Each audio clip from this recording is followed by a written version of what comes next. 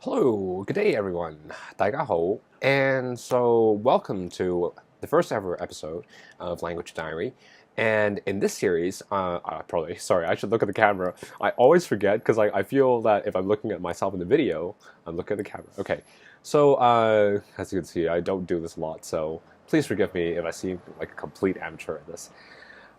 So in this series, I'm going to be focusing, I'm just going to be talking about some of my thoughts regarding the language learning process and perhaps to share a couple of my what I'm doing with my own languages. So hopefully that's something that's both interesting and hopefully somewhat informative to you guys. So today's topic would be, as you can see with the titled video, out of the 4 skills of language learning. So there's reading, writing, listening, and speaking, memory serves, if I recall. So out of those 4 skills, which one of them is the most important one? And so my answer is going to be two-pronged, but I'm not going to say like all the skills are equally as important because I don't think that they're necessarily equally as important. So I actually do have one answer. In my personal opinion, I think that the most important skill, without a single hint of a doubt, has to be listening.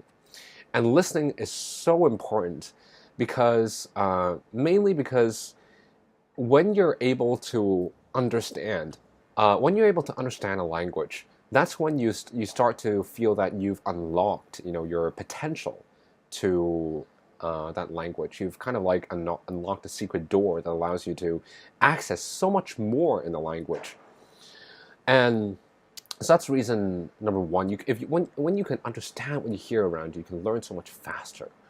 And number two, the vocabulary and the structures that you pick up through listening instead of through reading, they're going to stick a lot longer and they're going to be a lot stickier in general than learning through reading.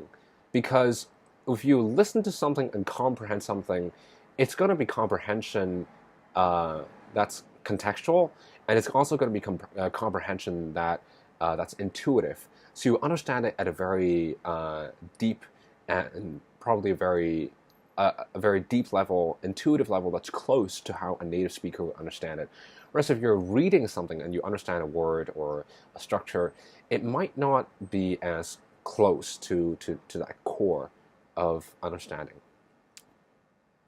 And so that would be, I think, the reasons to me for placing such a strong emphasis on listening. And also, I feel that it's also very important because listening is probably the most understated and underestimated skill of all the 4 skills.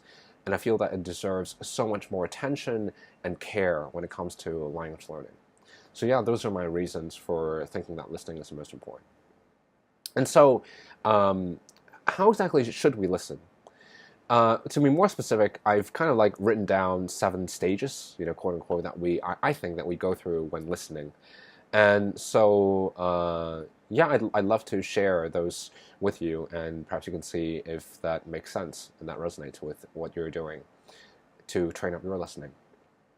So stage 0 would be in the beginning when a foreign language to you sounds like just a bunch of sound. It doesn't sound like anything. It doesn't have any meaning. It's just random sounds. Okay, and hopefully the next level up, stage 1, would be that you're able to distinguish the individual sounds of each word, and you can start saying, hey, you know what? This isn't just a bunch of sounds I'm hearing. There's actually language. This is a foreign language, and I can start to hear that these sounds belong to that language, right? So it's not just you have an awareness of the sounds in that language. So that's stage 1.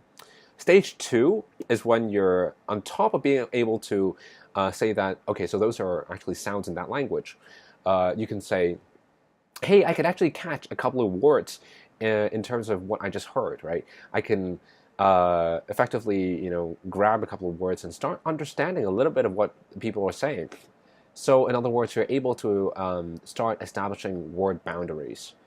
So what separates, one word from another. Okay, And so the next step up is when you're really able to take that to a fairly high level. And so when you're able to establish word boundaries to the extent where you can probably transcribe everything that, or close to everything that another person says, right, on paper, in at most 2 listens, I think, which I think is reasonable in most cases. That mirrors how native speakers listen as well. And so at that stage, you're able to listen, you're really good at mapping what you hear in terms of the sounds to how words are spelt, to words you've learned, or even words you haven't learned as an extended bonus. And that ability is going to be crucial to developing your listening comprehension later on, because there are 2 parts of it, aren't there? One would be listening in terms of being able to convert the sounds that you hear into words that you know or not know. And then the other part would be to translate those words that you have down there into an understanding, into comprehension, into understanding what's going on, right? So one level up from that, stage 4, is you're able to, on top of having a very high level of dictation ability, you're able to single out important keywords in what people listen to, so you can start really establishing the main context and the main gist of what people talk about when listening to an extended speech or something like that, or a clip, a YouTuber talking or something like that, right? And after that, one level up from that would be at stage 5, I believe. You're able to not only understand, pick up key words and build up your understanding from there. You're able to pick up key phrases, like collocations, fixed phrases, or just longer phrases, and build up your comprehension from there. So you have a more well-rounded and comprehensive kind of understanding of what you're listening to. And one level up from that would be, so at that point, your comprehension is really just spot on. And at stage 6, I feel you're pretty much able to understand everything that you hear. And that's such it's such a godsend to be able to do that. But obviously it's not godsend because you put in so much effort to be able to do that through listening, through reading, and all the other skills. As a matter of fact, I feel like all the other skills you do in order to ramp up your listening, which in turn helps strengthen the other pillars of your skills. And that's how important I feel listening is. At that point, you're pretty much able to understand everything you hear. But let me be clear, in the areas of in topics that you're interested in and that you've actually studied before. In areas that you haven't ever listened to, your comprehension would be a little bit lower. But that's fine. Even for native speakers, if they're listening to something that they're unfamiliar with, their comprehension goes down. That's perfectly normal, right?